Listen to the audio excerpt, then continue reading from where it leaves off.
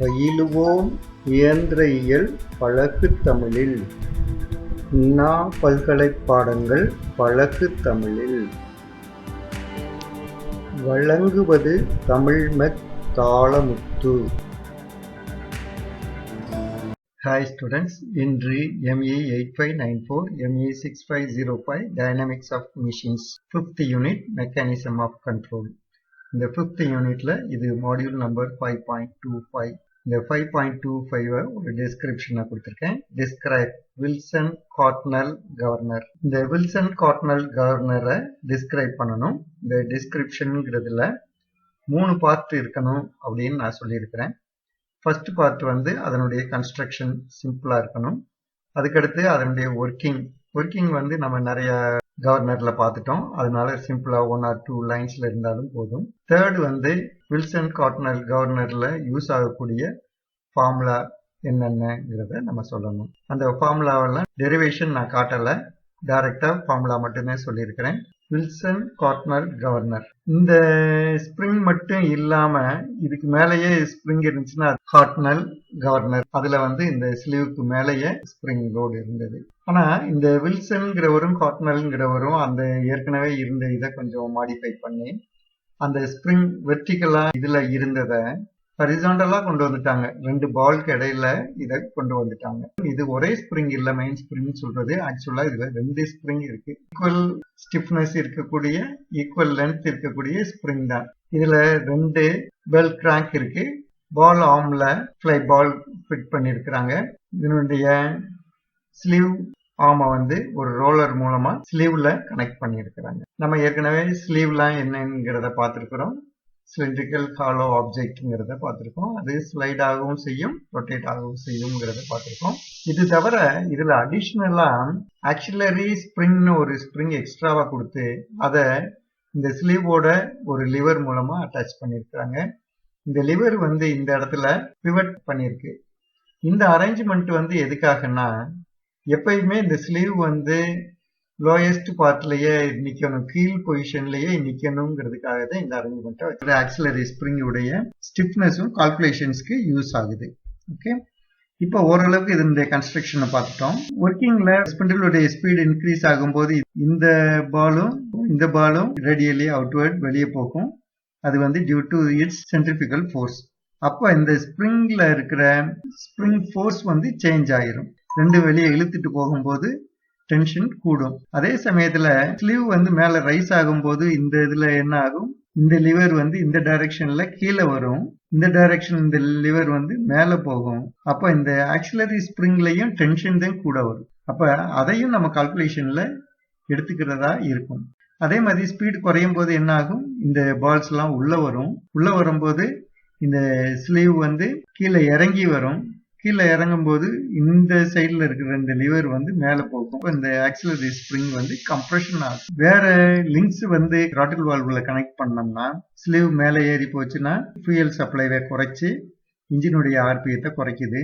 அதே சமயத்துல ஸ்லீவ் வந்து கீழே டிராவல் பண்ணுச்சுன்னா எக்ஸஸ் ஃபியூயல் சப்ளை பண்ணி இன்ஜினுடைய ஆர்பிஎத்தை இன்க்ரீஸ் பண்றாப்புல செட்டப் பண்ணிருப்போம். இப்ப இங்க ஒரு 5 பாயிண்ட் தான் கொடுத்திருக்கேன். இந்த 5 பாயிண்ட்ல வந்து இதனுடைய கன்ஸ்ட்ரக்ஷன் அண்ட் ஒர்க்கிங்கை நான் கொடுத்துருக்கேன். அதை எப்படி எழுதுறதுங்கிறதையும் இப்ப பார்ப்போம். In this governor, the bell crank levers are pivoted at the ends of 2 arms which rotate with the spindle. இந்த brown கலர்ல கொடுத்திருக்கிற இந்த 2 ஆர்ம் வந்து ஸ்பிண்டிலோட கீ பண்ணிருப்பாங்க. அப்ப ஸ்பிண்டில் ரொட்டேட் பண்ணும் போதெல்லாம் இந்த ஆர்ம் வந்து ரொட்டேட் ஆகும். இந்த 2 ஆர்ம்ல தான் 2 பெல் கிராங்க் இங்க கனெக்ட் பண்ணிருக்காங்க. இந்த balls are associated with the vertical arms. Vertical ஆர்ம்ஸ்ல வந்து பால்ஸ் அட்டாச் பண்ணிருக்காங்க. இந்த horizontal arms the bell crank levers hold 2 rollers at their ends against the sleeve. ஸ்லீவ்ல மாற்றாப்புல ரோலரோட தான் இந்த ஹரிசாண்டல் ஸ்லீவ் எண்ட் எல்லாம் இருக்கும்.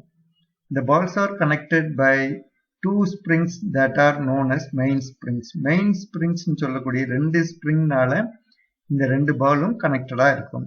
An adjustable auxiliary spring S is connected to the sleeve by means of lever. இந்த ஒரு லிவர்ல auxiliary springயும் connect பண்ணி இருக்கும். இந்த auxiliary spring tends to remain the sleeve down. இந்த ஆக்சிலரி ஸ்ப்ரிங் இருக்கிறதுனால தான் இந்த ஸ்லீவ் வந்து எப்பயுமே டவுன்வர்ட்ல இருக்குது. இப்போ அடுத்த ஸ்லைட்ல நம்ம என்ன ஃபார்முலாலாம் யூஸ் பண்ண போறோம்ங்கிறத பார்ப்போம். இந்த டயக்ராம்ல எல்லா டீடைலுமே இருக்குது. சென்டரா இருக்கிறது ஸ்பிண்டில் ஆக்சிஸ். இதுல 2 பெல் கிராங்க் இருக்குது. பால் ஆர்ம் லென்த் ஏவா இருக்குது. ஸ்லீவ் ஆர்ம் லென்த் பியா இருக்குது. இந்த ஸ்ப்ரிங் உடைய ஸ்டிஃப்னஸ் எஸ்பியா இருக்குது. மெயின் ஸ்ப்ரிங் உடைய ஆக்சிலரி ஸ்ப்ரிங் உடைய ஸ்டிஃப்னஸ் எஸ்ஏவா இருக்குது. இந்த லிவர் பிங்கிற பாயிண்ட்ல பிவட் பண்ணிருக்கு. இந்த ஸ்லீவ்ல இருந்து பிவட் வரையில இருக்கிற டிஸ்டன்ஸ் எக்ஸ். இந்த பிவட்ல இருந்து ஸ்ப்ரிங் வரையில இருக்கிற டிஸ்டன்ஸ் ஒய். அவுட்வர்ட்ல ஒரு ஃபோர்ஸ் டெவலப் ஆகுது. அது எஃப்சி சென்ட்ரிஃபிகல் ஃபோர்ஸ். இங்க டவுன்வர்ட்ல இந்த மாஸ் ஒரு ஃபோர்ஸ் கிரியேட் பண்ணுது, டவுன்வர்ட் ஃபோர்ஸ். ஆனா அபவுட் த பாயிண்ட் ஓல நம்ம மூமெண்ட் எடுத்தோம்னா பால் உடைய டவுன்வர்ட் ஃபோர்ஸ் பிவட் பாயிண்ட் வழியவே போறதுனால இந்த இதுக்கு மூமெண்ட் கிடையாது. இன்வர்ட் டைரக்ஷன்ல ஒரு ஸ்ப்ரிங் ஃபோர்ஸ் எப்பயுமே ஆக்ட் பண்ணிக்கிட்டே இருக்கு. அதே மாதிரி இங்க ஒரு டவுன்வர்ட்ல ஒரு ஸ்ப்ரிங் ஃபோர்ஸ் ஆக்ட் பண்ணிக்கிட்டே இருக்கு. இப்போ என்னென்னங்கிறத பார்ப்போம். M, small m is the mass of each ball in kg. Capital M, mass of sleeve in kg. P, tension in the main spring in Newton. S, tension in the auxiliary spring in Newton. Fc, centrifugal force of each ball in Newton. Or radius of rotation of the ball in meters. SB, stiffness of main spring in Newton per meter, and SA, stiffness of the auxiliary spring in Newton per meter. A and B are the lengths of arms of bell crank lever in meters. X, Y, the distances of hinge B from the lever A and C. A ல இருந்து C ல இருந்து இருக்கிற distance தான் Xும் Yயும். இதுல இருக்கிற ஃபோர்ஸஸ்க்கெல்லாம் point ஓல இருந்தும் பாயிண்ட் பில இருந்தும் மூமெண்ட்ஸ் எடுத்து அதை ஈக்குவேட் பண்ணி கிடைக்கக்கூடிய ஃபைனல் ஈக்குவேஷனை இங்க நான் இப்ப கொடுத்துருக்கிறேன். அது 4SB பிளஸ் SA. SA இந்த ஆக்சிலரி ஸ்ப்ரிங் உடைய stiffness divided by 2 multiplied by Y divided by X multiplied by B divided by A the whole square. இது எதுக்கு ஈக்குவலா இருக்குது? FC2 minus FC1 divided by R2 minus R1. இந்த ஃபார்முலாவை நல்லா நீங்க நினைவு வச்சுக்கிடணும். அப்பதான் இந்த வில்சன் கார்ட்னல்ல வர ப்ராப்ளம்ஸ்லாம் சால்வ் பண்ண முடியும். இப்ப ஆக்சிலரி ஸ்ப்ரிங் யூஸ் ஆகாத வில்சன் கவர்னர் இருந்தால் நமக்கு இந்த ஃபார்முலா ரொம்ப ரொம்ப சிம்பிளா ஆயிருது. எப்படி ஆயிருது? இந்த காம்பனன்ட் முழுவதுமே ஜீரோங்கிறது வேல்யூக்கு வந்துருது.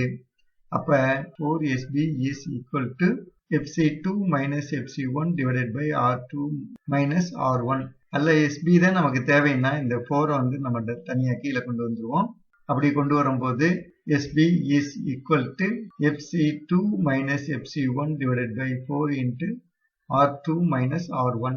வில்சன் கார்ட்னல் கவர்னர்ல கன்ஸ்ட்ரக்ஷன் பார்த்தாச்சு, ஒர்க்கிங் பார்த்தாச்சு, என்ன ஃபார்முலா யூஸ் பண்ண போறோம்ங்கிறது பார்த்தாச்சு. இதை ஒரு ஷார்ட் நோட் கொஸ்டினா கேட்டா நீங்க தாராளமா இதே மாதிரி ஒரு 2 சின்ன டயக்ராம் வரைஞ்சு நீங்க எழுதிடலாம். அதே மாதிரி இதுல ப்ராப்ளம்ஸ் வந்துச்சுனாலும் ரொம்ப சிம்பிளா தான் இருக்கும். டைரக்ட் ப்ராப்ளம்ஸ் தான் வரும். அதையும் நம்ம போட்டுடலாம். இதுல இருக்கிற ப்ராப்ளம்ஸ்ல இந்த XY வேல்யூவை நீங்க மாத்திரக்கூடாது. இந்த XY வேல்யூவை பொதுவா ஸ்டூடெண்ட்ஸ் இந்த AB வேல்யூவோட கன்ஃபியூஸ் பண்ணிடுவாங்க. நீங்க அப்படி கன்ஃபியூஸ் பண்ணாதீங்க. ஓகே, என்னுடைய சேனல் AUmech-in-tamil. இதுக்கு நீங்க சப்ஸ்கிரைப் பண்ணுங்க. சப்ஸ்கிரைப் பண்ணும்போது ஒரு பெல் சிம்பிள் வரும், அதையும் கிளிக் பண்ணுங்க. அதை கிளிக் பண்ணீங்கன்னா உங்களுக்கு ரிமைண்டர்ஸ் வந்துகிட்டே இருக்கும். அந்த ரிமைண்டர்ஸ் மூலமா வரிசையா என்னுடைய மாடியூல பாருங்க. உங்களுக்கு சிலபஸ் முழுவதும் கவர் ஆயிரும். அப்ப கான்ஃபிடென்ட்டா உங்களுடைய எக்ஸாம் அட்டெண்ட் பண்ணலாம். நல்ல மார்க் ஸ்கோர் பண்ணி பாஸ் பண்ணலாம். Okay, see you students. Thank you.